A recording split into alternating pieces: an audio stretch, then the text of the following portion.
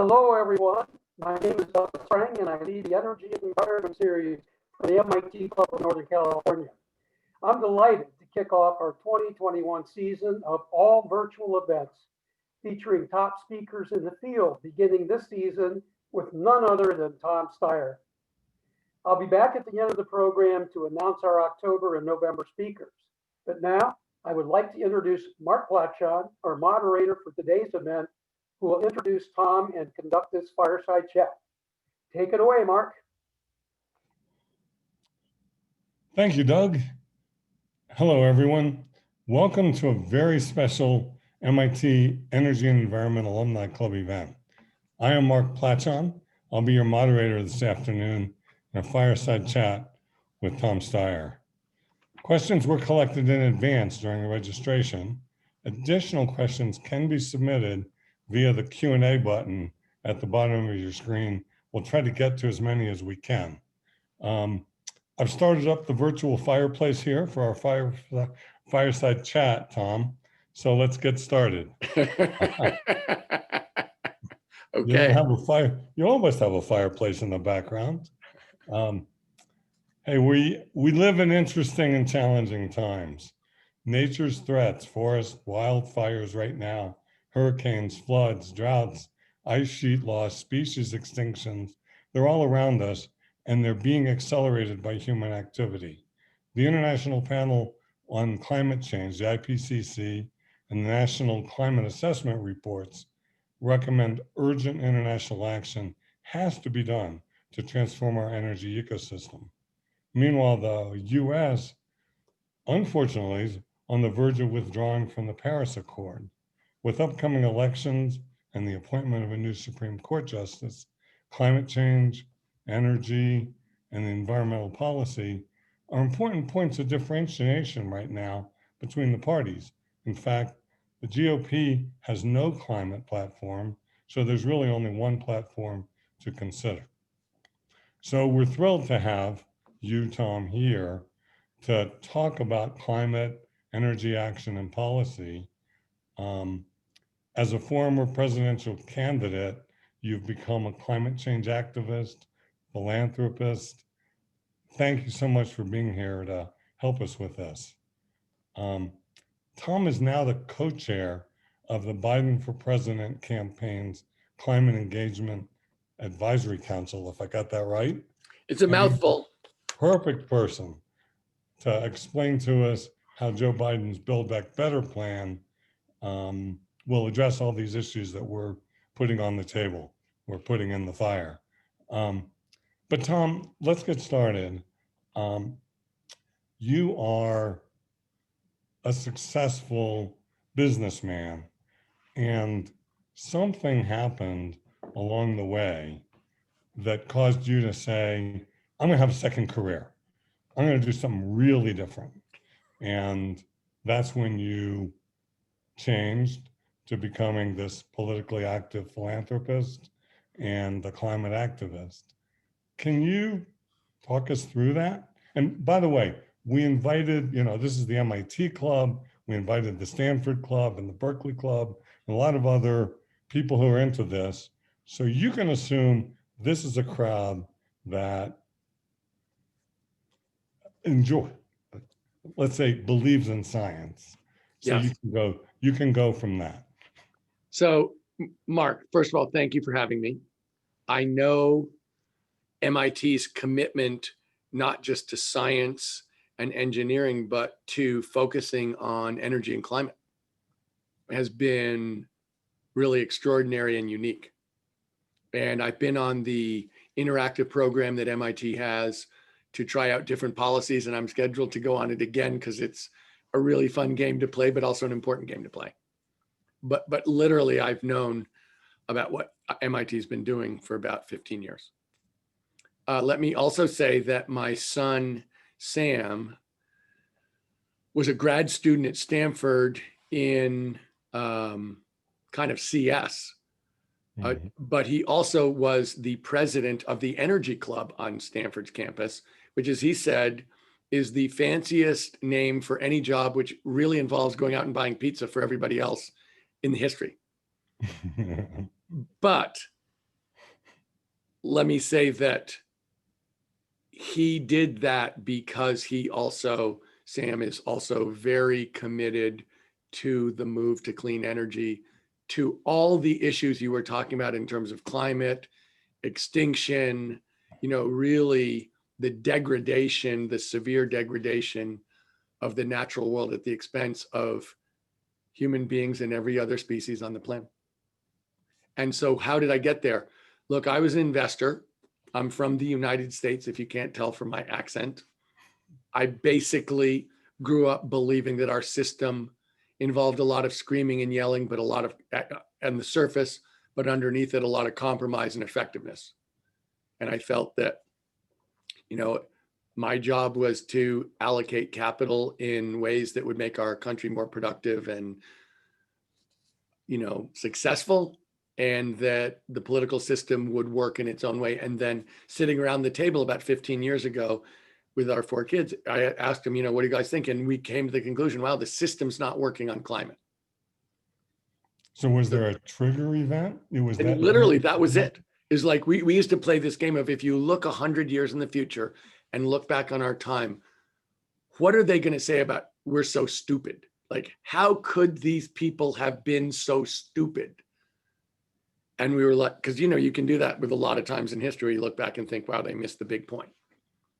And so we decided there are a lot of things we could talk about, but the one that they're going to be talking about in 100 years is how could they destroy the planet? Like, what were they thinking? So I thought at the time, okay, I get that. It's tech. I was on the Stanford board at the time, and I thought, okay, Stanford, MIT, all these fancy research universities can solve the tech problem. That's the problem. We need to make the transition faster. It's got to work economically. So I invested in research at universities. Yeah. And then I thought, no, I actually think that's going to work. It's on a good trajectory. It must be that people don't know it's going to work, that, people think it's going to destroy jobs. So I did a series of projects called the Risky Business Projects, showing that actually it creates jobs, it creates higher wages, it creates faster growth, it avoids huge health problems. Like, in any sort of measurable way, this is good for Americans as a whole and good for the world. So if that's the case, And so then I thought, how is it possible that we're here? And I started about a little over a decade ago to realize, oh no, this is politics. There are reasons why this is happening. It's deliberate. It's not that we don't have the tech. It's not that we don't understand it. There are people who want this. And that's when I became involved politically. And so to me, recognizing the problem was literally sitting around our kitchen table, coming up with what I thought the underlying reason why this most advanced society in history was unable to deal with a fundamental problem about health, safety, and existence was a different question. And it's been over a decade of learning exactly how a very, very complex, arcane, human entrenched political system works, and trying to figure out how to move us forward as a society and a country and a political system to a place where we feel like we have to deal with this, and we can deal with this, and we have to do it right now. So that led you to become a presidential candidate, and we all loved that you were running, and here we are. But you made a great run, but now that you gave it up, how did you and why did you make the transition to join the Biden plan? And actually, what was your role in creating the Biden climate plan? Well, let me say this.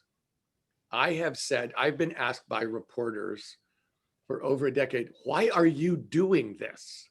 Like, why are you running the No on 23 campaign in California to prevent oil companies from rolling back progressive energy laws? Why are you doing all these things that I've been doing for 10 or 15 years? And I always said, and they always thought that I was being like clever. I said, I'm just trying to do the thing that has the most positive impact. Sorry. And so I ran for president because I felt like somebody's got to take this to the American people. Somebody's got to make this case. It wasn't the only thing I was saying. I was talking a lot about racial justice. There were a lot of things I was talking about that I thought other people didn't want to bring up because they didn't think it was smart, but that I thought was important. And I thought I honestly was running because I thought I could be the candidate. And when I realized I couldn't be the candidate after South Carolina, I stopped running. And I'd had a series of conversations, believe it or not, backstage during the debates. Okay. Vice President Biden. And it was actually very reassuring because it was like, wow, this guy knows a lot about climate and he seems to care quite a bit about climate. And I don't think that was something that if you looked at his platform then, or if you listened to him on stage, you wouldn't have said, wow, this guy's really pretty well versed in this and cares, because it just wasn't a focus. So as soon as I stopped running, I probably stopped literally on Saturday night. I went and walked across the bridge in Selma with a bunch of other people to reenact Bloody Sunday on Sunday. Right. I came home on Sunday night to Northern California, and I probably talked to Vice President Biden on Tuesday about climate. And that. So, So are you the author as he of the became the, de facto nominee and then the nominee, I did a series along with other people. I basically said, we can't have a climate community that has been the way it has in the past been, sort of separate, divided by our policy differences instead of united by our policy agreements, that we had to work together and be effective, whether that was environmental justice advocates, whether it was traditional environmentalists, whether it was young people specifically focused on climate. We had to be a unit pushing on policy, pushing on fundraising, pushing on get out the vote, pushing on the public conversation. And so I've been trying to be involved in all those things. We've done a series of climate leaders for Biden fundraisers that have raised over 15 or 16 million bucks. Yeah, fantastic. And in every one of them, it was just on climate, and we talked through his plan, what we were worried about, and he did a great job. Just did a great job, both in terms of priority, passion, knowledge, concern. So can we get you to take a detour and kind of present the highlights of the plan? Well, let me ask you to draw a distinction. We've got the Green New Deal kind of as an initiative. We've got World War Zero as an initiative. How do we think about this platform, gluing them all together? Okay, so I think the way to think about the Biden plan is this. It's part of the Build Back Better plan. Mm-hmm. And so, to Vice President Biden's credit, his green infrastructure plan also addresses the huge unemployment issue in the United States of America today. So what he's trying to do in terms of changing to a green infrastructure to enable private enterprise to push through clean energy in an even bigger way is also an attempt to put people to work in good paying, middle class, union jobs. And it specifically deals with the issues around environmental justice, so that it specifically deals with cleaning up the air, water, and toxins in underserved Black and brown communities, which I'm sure the people on this call, so I'm not trying to assume that everyone doesn't know this, but my experience politically is, if you want to come up with a good environmental policy, if you want to come up with a good climate policy, you need to start with environmental justice. You need to start with leadership from communities where the kids are being poisoned and the seniors are being poisoned. And it's just an absolutely critical health issue. And those are vastly disproportionately Black and brown communities. And if you travel around the country, which I have done, and I quit my job 8 years ago to really work on a series of environmental and justice issues, including very prominently climate. And if you want to get the right policy, you need leadership and participation from day one from those communities.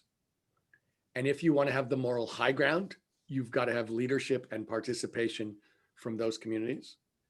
And there is a misconception in the public media that environmentalists are people who look and have a background like the people on this call, which is highly educated people who went to elite universities and have sort of a scientific and broad-minded understanding of what's going on in the natural world and how it affects people. But if you look politically at this issue and you poll and you travel around and you talk to people, the people who are most likely to care and vote on climate, clean energy, clean air, clean water, environmentalism are Latinos. Yeah. The number 2 group, African Americans. The number 3 group, Asian Americans. And the only reason that Native Americans aren't in there is because they don't really poll Native Americans in most places because they're a low percentage of the population.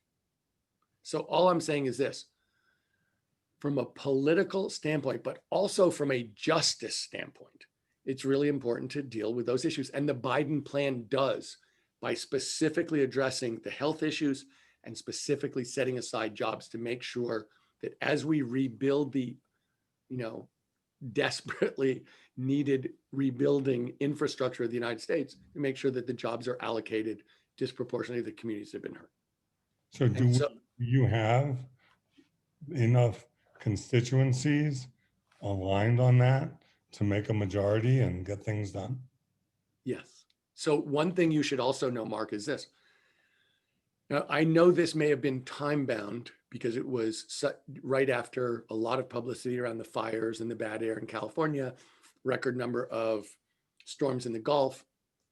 But last week, NPR did a poll that said for Democratic voters, the number 1 issue is climate. This is not it's true that in tomorrow's debate, there is no climate question, but it's also true. This is the number 1 issue for Democratic voters. So that's a big change. Huge, gigantic. But the other thing to know is this. I'm a turnout. We're going to talk politics for a second. I know that, a lot of the people on this call may well be scientifically driven on this, but let's talk politics for 1 minute because we're 5 weeks away from a generational election. I don't believe this election is about persuasion. I assume that everyone on this call knows who he or she is voting for, and there's nothing I can say to change that. But what I also know is that young voters vote at half the rate of other Americans, that they're the biggest, most diverse, most progressive group in American history, and that means there are tens of millions of people who agree that we should have a climate policy, that it should be a progressive policy that should look a hell of a lot like the Biden plan. And they agree with them. Let's talk about that. I agree. Is this our generation is in the process of handing our kids a mess, a complete disaster. And Greta Thunberg came across and got a little bit of attention for a sailing stunt and a lot of attention for a speech at the UN that berated our generation. Is this the time when the DNC activates the next generation? Well, I don't think it'll be the DNC, to be honest, Mark. Oh, okay. But I think, 8 years ago, I think I started the largest youth voter engagement organization in American history called Next Gen America. And basically, we think that if young people vote, the highest turnout ever is 52% in 2008.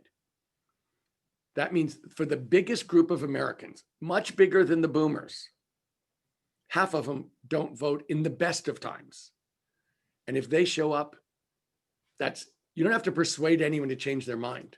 You just have to persuade people that their vote counts and that it's not too hard to vote. And so this election in my mind, and obviously I'm talking my own book at some level because, I thought this 8 years ago, and we spent 8 years building up this organization to engage and, empower young people. But if they show up, that changes everything politically. This is a turnout election like 1932 or 1860, where you get to a place where people realize like there's something wrong here and people really care about it. And some of them think one way and some of them think the other, but the turnout goes through the roof. That should happen this year. Let's hope it does.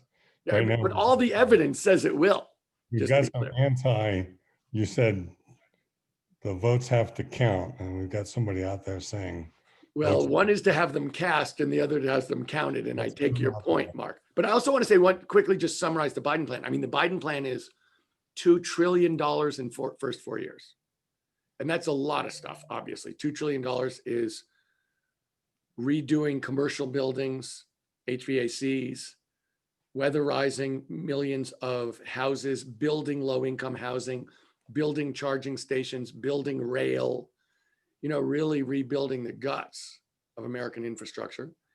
It's 100% clean electricity generation by 2035. So think about that for a second. That's aggressive and necessary. And it's 100% carbon neutrality economy-wide by 2050. So we all know that needs to happen, Yeah. and we're for it.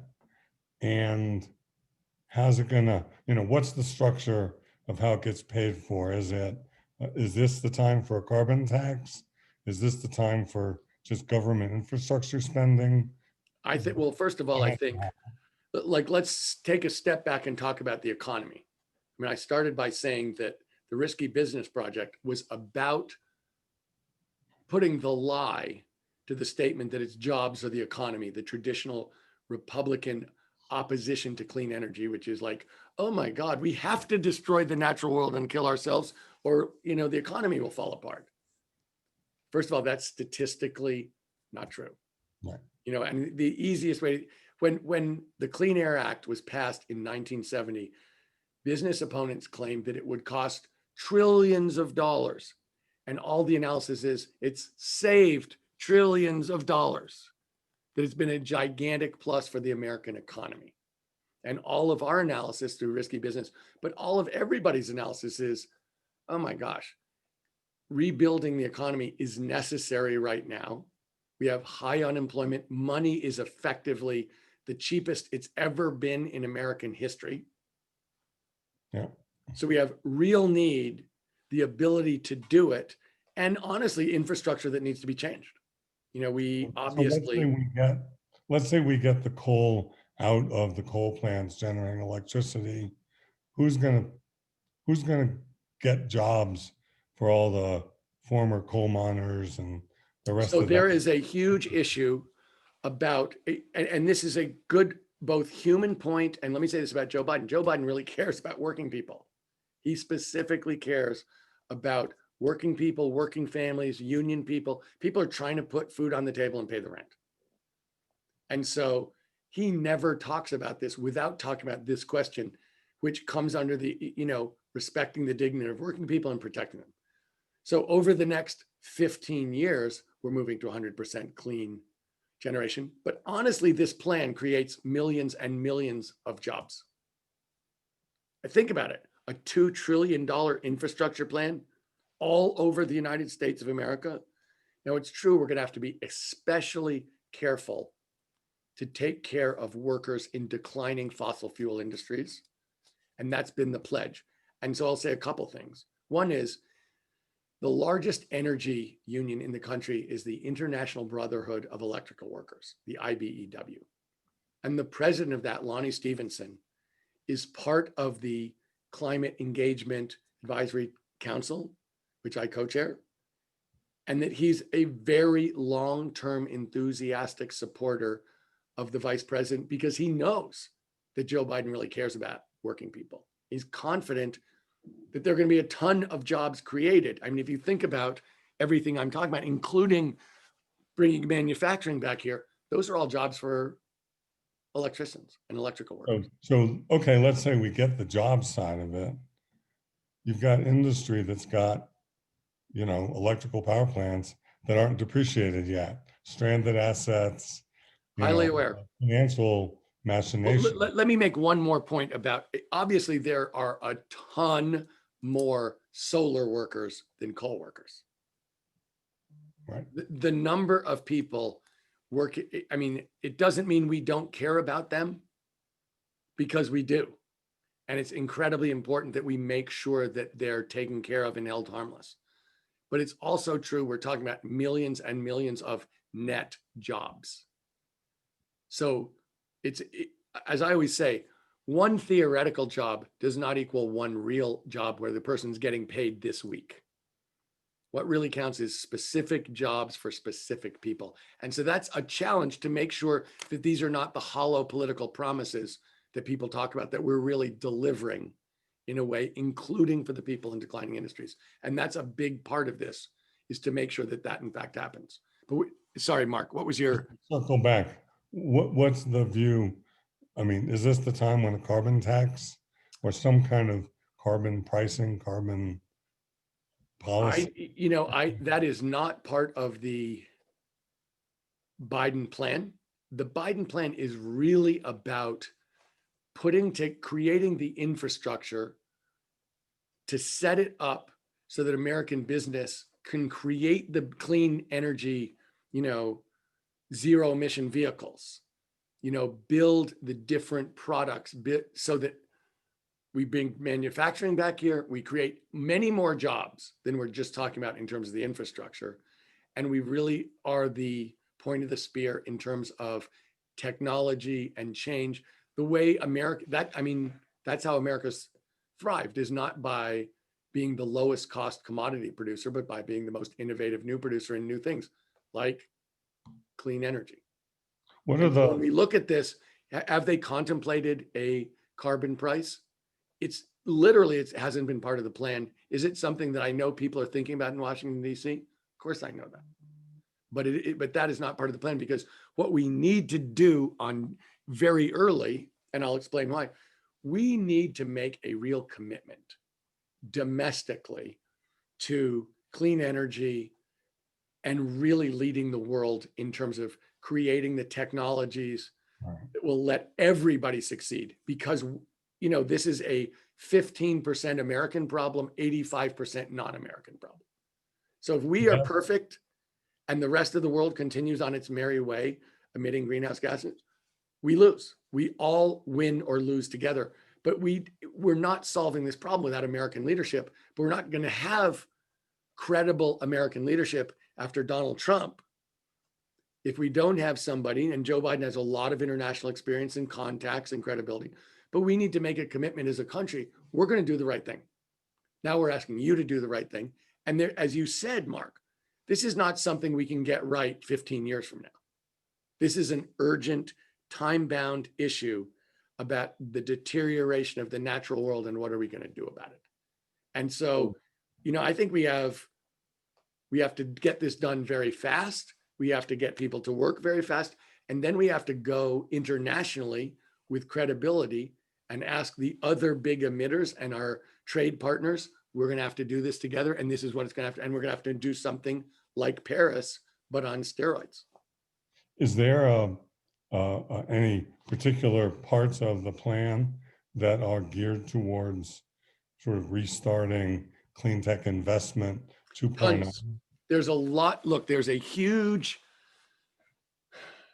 I'm sure people from all of the elite institutions who are on this call believe in research, believe in science, believe in engineering and entrepreneurship. Me too.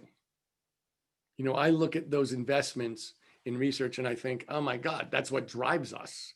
That's the core of what enables us to outcompete and out-innovate everybody else. And so I think the Biden plan includes a ton more money for research. I mean, let's be clear. The Trump administration has done everything it can to cut R&D. Everything it can. You know, if you don't believe in science, why do you believe in scientific research? I mean, to be fair, once you've decided that science doesn't matter, you know, not happening. And so it's always been put back, but his budgets have always included massive cuts to all scientific research, and especially including energy science, research into energy projects. So we have a whole bunch of great questions from the audience. Scary, scary. I want to let them get featured here and get you to talk off the cuff about new questions that came in. Some are great. One steps back a little bit and says, you know, basically everything new these days has to get through the courts and ultimately the Supreme Court. We lost our BG just recently. This is not the climate plan problem, but it is the climate plan problem. I understand. How do you deal with what we're facing at this point? Look, right, I hear you. Sits and talks about this. I mean, Mark, right now, the number one thing we can do for climate is elect Joe Biden. And the number two thing we can do for climate is make sure the Democrats take the Senate. And if you look at what I would think of as any kind of change in the court, any ability to change the, you know, the bench, the federal bench, the number one thing we can do to do that is elect Joe Biden. And the number two thing we can do to do that is to flip the Senate to the Democratic side. And I'm aware that there are probably Republicans and Democrats on this call. And I understand that. And I understand that I'm said something partisan. But if you look at every single one of these issues on a strictly data, MIT, completely objective basis, that's the truth. Yeah. And if you look at the way the judges have voted, how this administration has staffed, treated energy, EPA, Paris, it's very, very consistent. And it's very, very consistent in the courts. And so to me, this is, it's crazy to me that people would politicize science because, not to be glib, but I sort of thought we solved that in the 15th century. And I really did, but we didn't. And that's, honest to goodness, the issue that we're having now with COVID. It's the issue that we're having now with climate. It really is a question of what are the bases for thinking about fires? What are the bases for thinking, you know, the president came out here and said, the reason for the fires is poor forest management. Okay, there's some truth to that. We could do a better job of managing our forests. You know, I'm speaking to the MIT Club of Northern California. We know that's true. We also know the federal government owns 57% of the forests. He was lecturing the governor. The state owns 3% of the forests. It's like, okay, there's some truth to what you're saying, but if you want to see who's not doing a great job of it, you should look in the mirror. But beyond that, to think that it's a coincidence that by far the worst fire season in California history followed the greatest heat wave in California history, and to think that's a coincidence is crazy. But it's no more crazy than thinking masks don't work on COVID. Well, my daughter and my sister-in-law's families were both evacuated today. We're in Napa? Yeah. So they're We've all lived this, Mark. They're camping at our house. We've all lived this either from fires or terrible air or just the fear of waking up in the morning. That's right. And it's, Another question. go ahead. So we had some big progress this week. We had the new edict that will have electric cars as the only thing sold in California in 2035. And that sets a standard for the rest of the world as the 5th largest economy goes electric. But that's a step.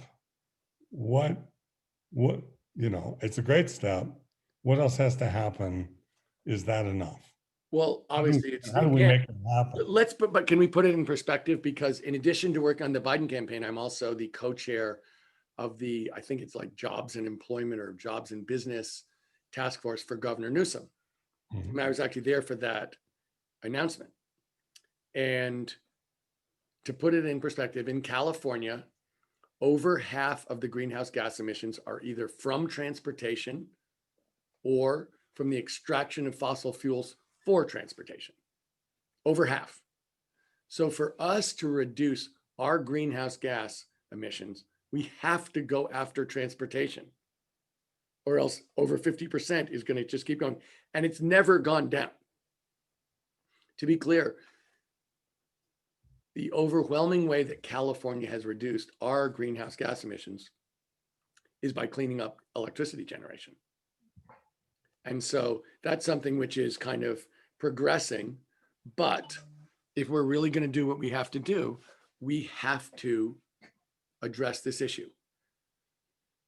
And let me make one slight addendum to what you were saying, Mark. It's not just electric vehicles. What they were describing it as was zero emission vehicles.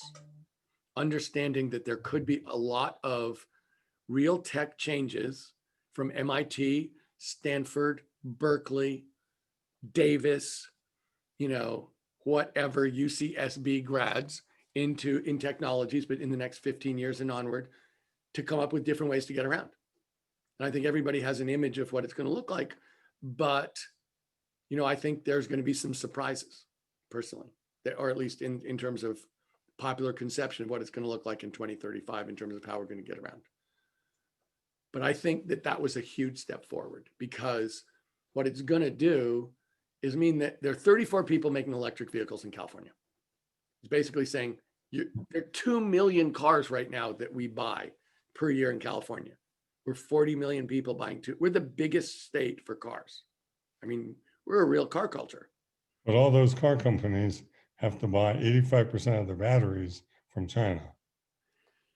So the question is, can we be a manufacturing hub around zero emission vehicles? Can we be an innovation hub? You were asking about the question about spending money on research. Absolutely. Can we do this and put California at the forefront, not just of dealing with climate, but also with manufacturing the clean energy products that we have to do? And I think it's a very good idea from an economic standpoint. Our second biggest export as a state is electric cars. That's our biggest manufacturing business, electric cars. So when people are talking about all these different things and all the different industries, just be clear. That is a place that is working for us. Clean energy is a place that's working for us. From an economic basis, doing this and putting us at the front of that, getting people to come here to build for this market, that is very good for Californian job creation, business creation, product innovation, research and development. He's really doing in a much bigger way what I was trying to do back in 2007, which is to say, let's get this innovation engine that has driven California in so many different industries in so many different ways revved up, because we have to, but it has a million great spin-offs, including cleaning up the air and water in the communities where people have asthma and can't drink the water. That's right. So the electric cars are sexy. They get a lot of attention, a lot of visibility, and that's great because they're half the problem, as you say. The other half is buildings and industry and stuff that's not so visible, and even includes natural gas. Is the plan Also bringing focus and attention onto that sort of the built environment? Look, yes, I think this first step was a first step. So I don't want to, I mean, we're advisory to the governor. I'm not the governor. And so I know that they're thinking about all those things and they want to, lead on it. And I know that Gavin, look, I don't think it's a coincidence that we had the greatest fires in California history. And 10 days later, there was a huge climate announcement. I think it really brought home to Gavin Newsom the absolute emotional urgency of this for him and for everybody in California. Like, oh my God, your family's getting evacuated. Yeah. And they're not unique. I mean, there have been 10,000 fires in California. We've had 3 of the 4 biggest fires in California history in the last month. This is, a situation that is, we started, but you said it was urgent. It's urgent. And I will say this, I think the tech is better than anyone thought it would be at this point, both in terms of where we are in the well-known technologies and kind of what we can see on the horizon for new technologies that could turn out to be really, really differential and important. So I think that's better than anybody would have thought 2 years ago or 5 years old, for sure. But the impact of the change in temperature on fires, on storms in the Gulf, on the disintegration and melt of glaciers in Greenland and Antarctica is also worse than any would have said 2 years or 5 years ago. Substantially worse. And that's what I hear from scientists, including friends of mine who've worked on this for 30 years, who said, honestly, I knew this was a problem, but I thought that what we're seeing now in the physical world, we'd see 10 years from now. So we need to play that leadership role you're talking about and do the right thing. What's the, to what extent, and it's hard for us to force things, but sell things to our international collaborators to get China, India, Brazil, and the rest of the crowd, because as we see, you launch a smoke plume in California and it goes all the way around the world pretty fast. And that's a great symbol too, right? Like Exactly. that's a symbol of how it works. Well, let me say this. If you look at the countries of the world that are going to suffer, you just named some of the ones that are going to suffer almost beyond human capacity to imagine. If you look at the dependence of Asia on the melt from the glaciers in the Himalayas, and then look at what they expect to happen to the glaciers in the Himalayas, you really kind of want to go, you want to forget you ever did that work. If you look at what happens to sea rise and the level of countries where hundreds of millions of people live, you want to forget that as fast as possible. And, I think Americans have a misconception about the numbers of people that live in different countries based on how often those countries get covered in the press. So if you said to most people, which is bigger, Thailand in population, Thailand or Norway, they would say, they're approximately the same size. And one of them's 4 million people and one of them's 80 million people. And, it's just dramatic in terms of population. And you can look at websites that show which places in the world are most susceptible to climate change. And if you go and look, there's a reason, Mark, why the leaders of China and India should want to work with us, particularly as the technology is cheaper for clean energy and more effective. And so it's a huge deal that these lines cross, which they have crossed in electricity generation. Mm-hmm. It's a huge deal that these lines cross in terms of cost for zero emission vehicles versus internal combustion vehicles. So how can you have a trade war with the same folks you're trying to collaborate with? I think that is actually really important question, because the question is, can you collaborate on something that threatens the health and lives of every one of your citizens at the same time that you are in an ideological struggle away from that in terms of economic leadership, is to reframe your question a little bit. Well, let me say this. Mr. Trump has not just fought with people who he sees as our competitors or adversaries. He's fought with our best friends. He's made it clear, he's withdrawn from the World Health Association during a pandemic. He's withdrawn, or as fast as he could, from the Paris Accord during a climate crisis.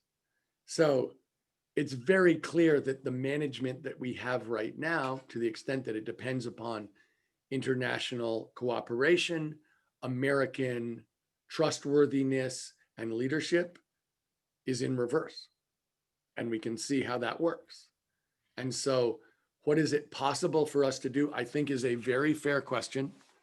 But I know that the answer to that is completely different with someone who has the trust of the international community, experience acting around the world, being tough but fair, which is what Americans have striven to be, and also being someone who cares about doing the right thing, which is, people act as if trust doesn't matter. Like, there are laws and, all that matters is laws and force. That's not true. That's not true at all. We did not win the Cold War by bombing the heck out of people. We won the Cold War by showing that we had a better system that worked better for people around the world, and that was something that was going to make their lives better. And those despotic leaders couldn't stand up to it. Took a while. We got two quick political questions, and then I have a couple of last questions to get you on here. Oh, good, Mark. So there's a question here that says, what kinds of policies and legislation, what moves could garner bipartisan support? Is there anything? Well, Mark, I mean, the question, let me rephrase that question if I could. Of course. What will change first of all, Republican voters want clean energy overwhelmingly. Republican voters know why climate's happening. Republican electeds don't think the people who vote for them care enough to change their vote. And therefore they think it's a free option to support the fossil fuel industries who give them a third of their money. And I hate to sound so cut and dried, but that's the truth, because it is impossible that half the elected officials or more in our federal government can't read. They can read. They know this. They're not stupid. This is a decision. So the question is, what will change that decision? That is a political decision, not a scientific judgment, not an engineering judgment, not a judgment on economics. It is a political judgment based on their own interest. What will change it is when they think it isn't in their own interest anymore. If they think that they're going to lose their job for standing up and opposing progressive energy laws, they will support progressive energy laws like that. But if they think they're going to, the other half, and if they don't think it's in their self-interest, they won't do it. So if we go out and show that people who oppose progressive energy laws, environmental justice, and the safety of the natural world will lose, you'll get a lot of Republican votes. So the other half of the question was exactly that. How can we all figure out who the down ballot people are? We have and make a difference. What have we have? 36 days? Yeah. Ballots have already been sent out in a lot of states. People are voting in a lot of states. This is you got to vote. You got to get your friends and families to vote. You've got to support candidates that can make a difference. And you've got to volunteer if you can. And so on it, people always sit there and go like, I have no agency. What my brother called me up about 2 years ago is I can't sleep. I am too upset about what's going on in the country. It's going the wrong way. I can't sleep. And I said, look, the antidote to anxiety and fear is action.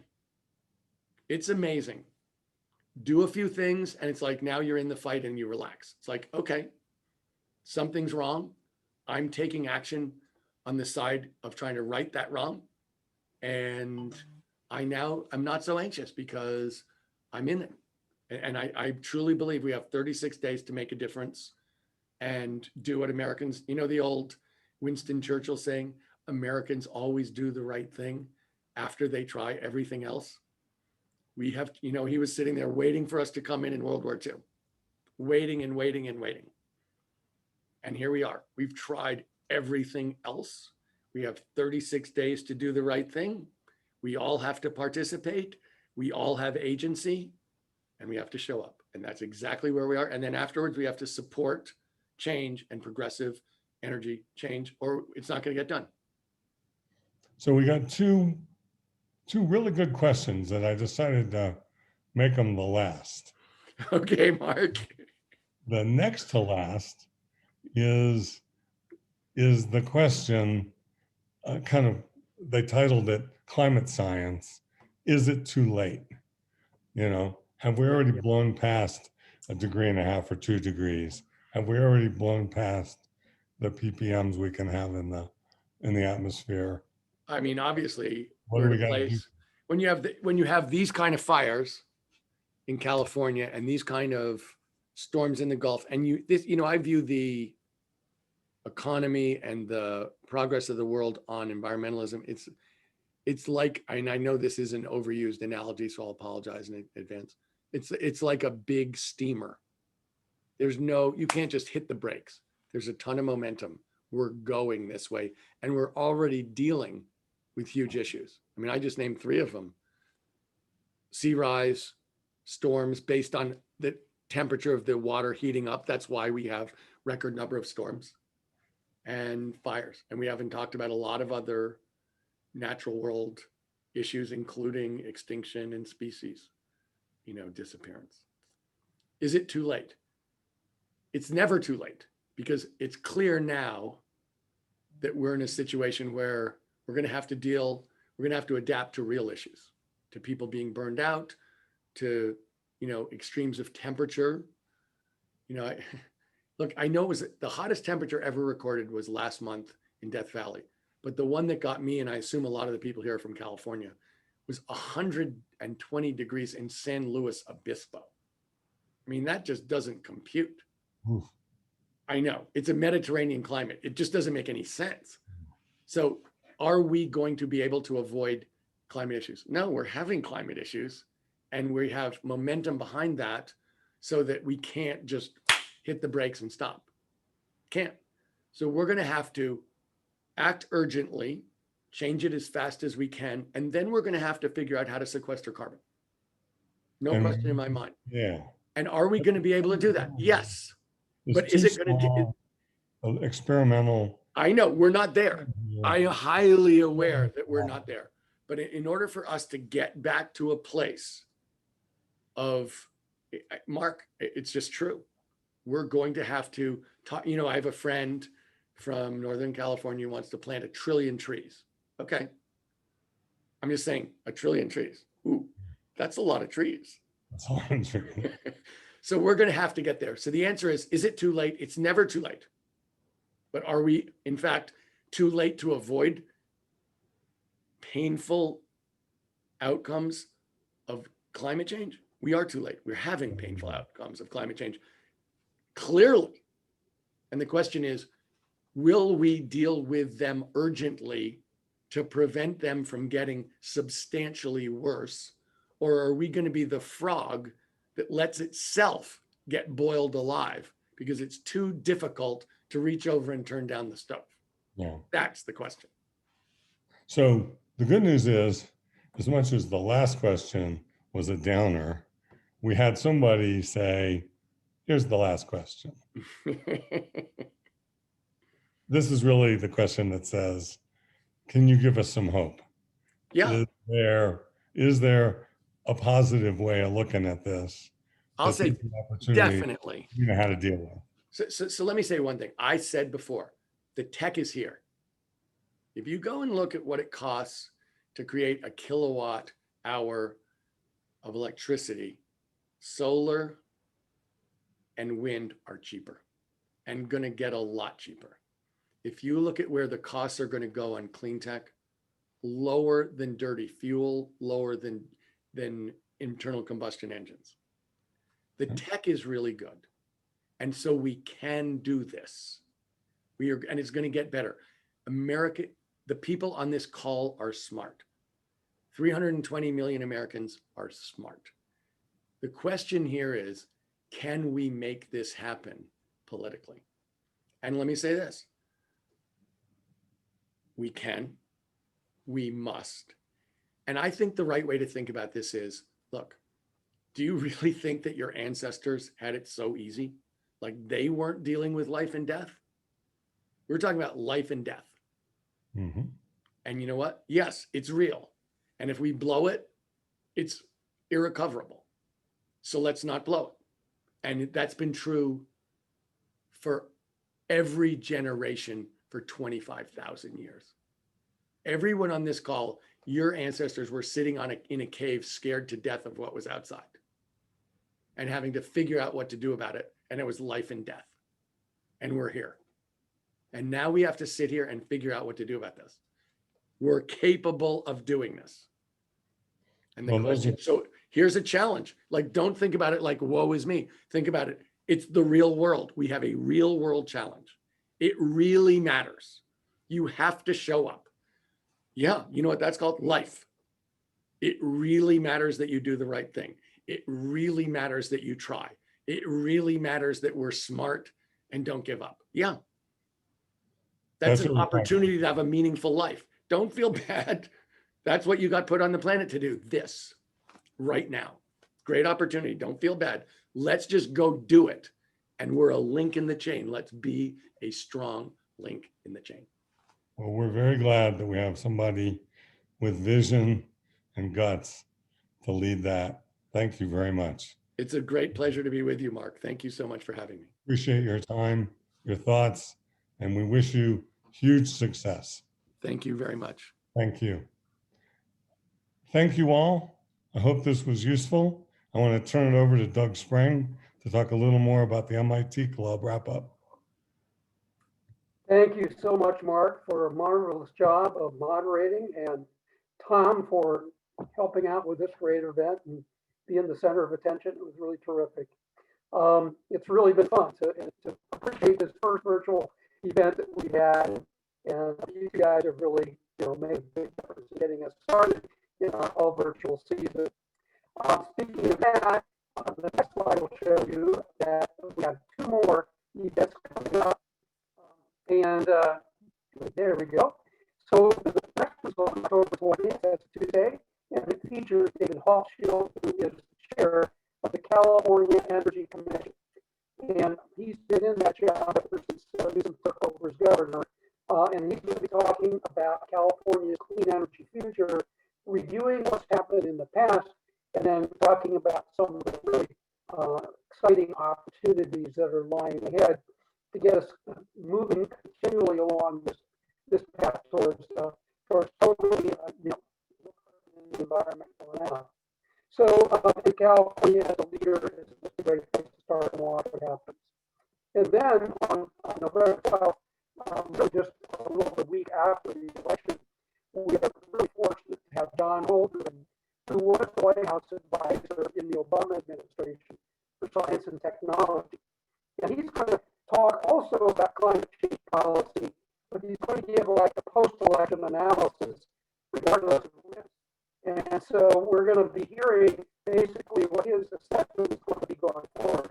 He has dedicated many years recently towards the study of climate science, climate change, and the policies. And having been in a White House administration during a period where this was being actively discussed, he understands what it takes to do these things politically and what prospects look like. So I think both of these 2 events are going to be really exciting. I hope all of you on the line join us for those. And so much for joining us today. Hope to see you again soon.